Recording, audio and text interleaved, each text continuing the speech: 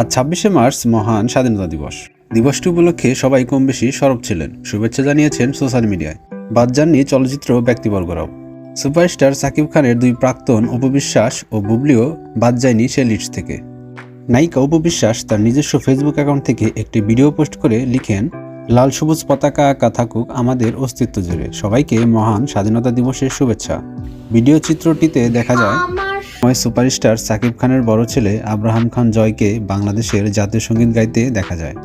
এর কিছুক্ষণ পরেই সাকিব খানের আরেক প্রাক্তন শবনম বুবলি নিজের ফেসবুক পেজ থেকে সাকিব খানের ছোট ছেলে শেহজাদ খান বীরের ছবি দিয়ে লিখেছেন, মহান স্বাধীনতা দিবসে সকল বীর মুক্তিযোদ্ধাদের প্রতি জানাই সম্মান ও ভালোবাসা। এর উপরে তিনি লেখেন, বাসার লিডার যখন ভাষণ দিয়ে সবাইকে বসিয়ে রাখে। মূলত শেহজাদ খান বীরকেই এখানে বাসার লিডার বলা হয়েছে। এর কিছুক্ষণ পরই আবারও নায়িকা অপু বিশ্বাস আরও একটি পোস্ট করে লিখেছেন, সবাইকে মহান স্বাধীনতা দিবসের শুভেচ্ছা, এবং তিনি সেখানে ছেলে আব্রাহাম খান জয়ের সাথে অনেকগুলো স্থিরচিত্র শেয়ার করেন। সুপারস্টার সাকিব খানের দুই প্রাক্তনের এমন পাল্টাপাল্টি পোস্ট যুদ্ধ যেন চলতেই আছে।